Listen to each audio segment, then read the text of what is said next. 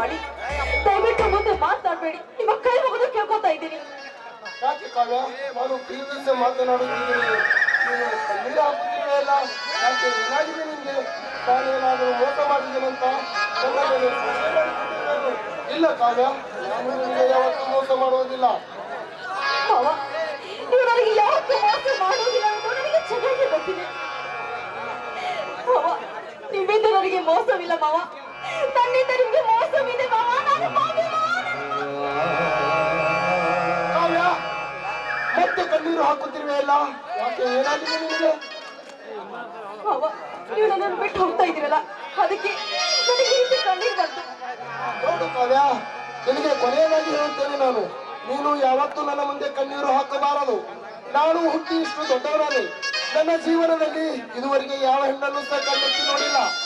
ನೋಡು ಕಾವ್ಯ, ನನ್ನ ಜೀವನದಲ್ಲಿ ಮದುವೆ ಆದರೆ ಅದು ನಿನ್ನನ್ನೇ, ಇಲ್ಲದಿದ್ದರೆ ನಾನು ಸಾಯುವವರೆಗೆ ಏಕಾಂಗಿಯಾಗಿ ಬಾಳುವೆ. ಈ ಮಾತು ನನ್ನ ಹೆತ್ತವರ ಮೇಲೆ ಆಣೆ ಮಾಡಿ ಹೇಳುತ್ತೇನೆ.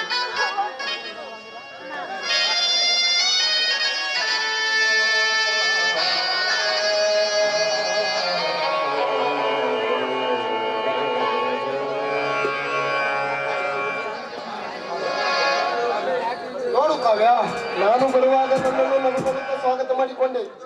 ಈಗ ನಾನು ಹೋಗುವಾಗಲೂ ಕೂಡ ನೀನು ನನ್ನೊಂದಿಗೆ ನಗುನಗುತ್ತಾ ಕಳಿಸಿ ಕೊಡಬೇಕು. ಎಲ್ಲಿ ಒಂದು ಸಲ ನಗು ನೋಡೋಣ.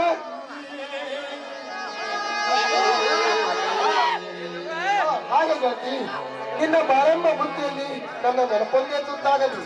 ನೀನು ನಗುನಗುತ್ತಾ ಇರಬೇಕು. ನಿನ್ನ ನಗುವಿನಲ್ಲಿ ನನ್ನನ್ನು ಮರೆಯುವುದು ಗೆಳತಿ. ನೀನು ಮರೆತು ನಡೆದರೆ ನಾ ಹುಡುಕುವೆ ಮಸಣದ ದಾರಿ. ದಯವಿಟ್ಟು ಅಂತ ಮಾತುಗಳಾಡಬೇಡಿ. ನೋಡಿ, ನಾನು ಯಾವತ್ತೂ ನಿಮ್ಮನ್ನ ಮರೆಯಲ್ಲ ಮಾವ, ಮರೆಯಲ್ಲ.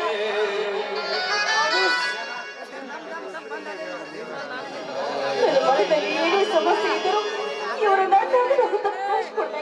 ಹೌದು, ಅದೇ ಒಳ್ಳೇದು ಮಾವ. ಪ್ರಾಮಿಸ್ ಮಾಡಿ ಹೇಳ್ತೀನಿ, ಈ ನನ್ನ ಸೋದರ ಮಾವನ ನಾನು ಯಾವತ್ತೂ ಮರೆಯಲ್ಲ ಮಾವ, ಮರೆಯಲ್ಲ.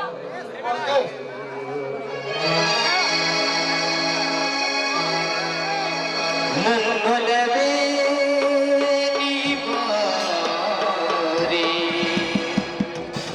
ನನ್ನ ಚೆಲುವೆ ಬಳಿ ಬಾರೆ,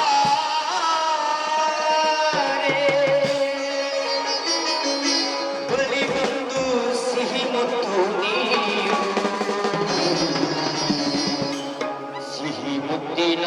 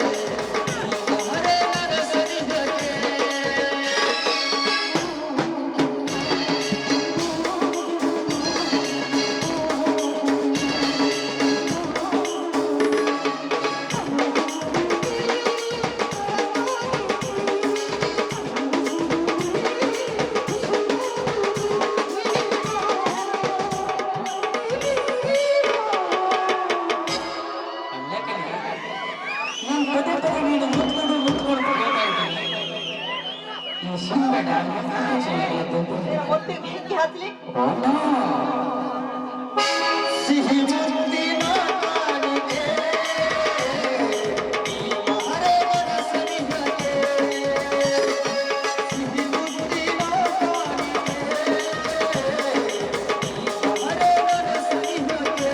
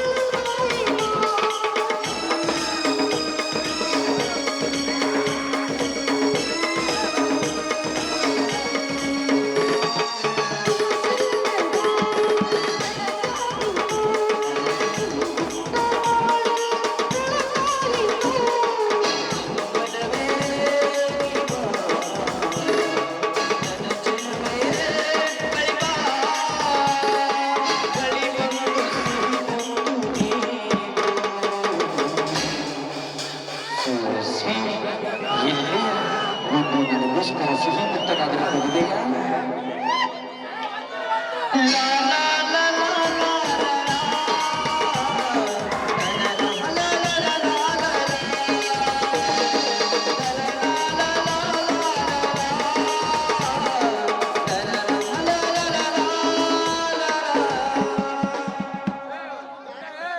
ಕಾವ್ಯ